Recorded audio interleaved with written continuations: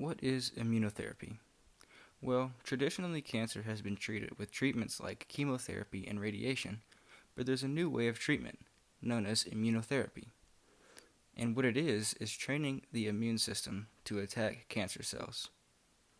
There are different types of immunotherapy that work in different ways. As stated, some try to teach your immune system to attack cells found in tumors, while others are meant to boost your immune system overall. Now, immune therapy is a type of biological therapy. Biological therapy is a type of treatment that uses substances made from living organisms. So, what is good about immunotherapy and how does it differ from other treatments like radiation and chemotherapy? Well, immunotherapy offers many benefits, and some of those include immunotherapy may work when other treatments don't. See, some cancers, skin cancer for example, does not respond well to radiation or chemotherapy, but starts to go away immediately after being exposed to immunotherapy. Another advantage of immunotherapy is how it helps boost other cancer treatments and how they work better alongside the aid of immunotherapy, so how it helps radiation and chemotherapy work together.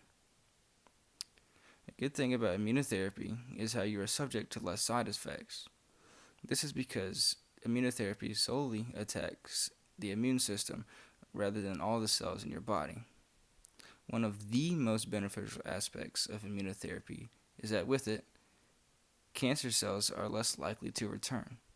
This is because with immunotherapy, your immune system has learned to go after cancer cells if they ever come back. This process is called immunomemory, and it helps the patient stay cancer free longer. So, now that you have a little bit of a background about what immunotherapy is, how does it work? Immunotherapy uses different ways to boost the immune system to do a better job at killing cancer cells. The first method is nonspecific immune stimulation.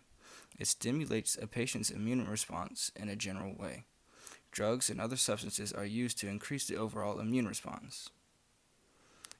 T-cell transfer therapy is another type of immunotherapy. T-cells are powerful weapons the immune system uses to fight cancer. For T-cell transfer therapy, T-cells are taken from a patient and changed in the laboratory to make them better able to target the patient's cancer cells and kill them. These T-cells are grown in massive amounts and they are given back to the patients to fight cancer. And the last way is the immune checkpoint inhibitors. Immune checkpoints on cell surfaces help control an immune response. Immune checkpoints keep T cells inactive until they are needed. What this does, it keeps the T cells from having and harming normal cells. Cancer cells can take advantage of these checkpoints to switch T cells off, and this is bad because it keeps the cancer cells from being killed. Immune checkpoint inhibitors are drugs that block the checkpoints, and this allows the T cells to attack the cancer cells. Getting more into the specifics of immune checkpoint inhibitors. Immune checkpoint inhibitors are drugs designed to release the brakes and let your immune system do its job. The two inhibitors include the PD/PDL1 inhibitors. They target checkpoints called PD1 or PDL1 that are found on T cells in your immune system. These inhibitors treat melanoma, NSCLC, kidney cancer, bladder cancer, head and neck cancers, stomach cancer, and Hodgkin's lymphoma. Another is the CTLA4 inhibitors. They turn off a checkpoint called CTLA4, also found in the T cells. These inhibitors are used for melanoma, colorectal, and certain other cancer types.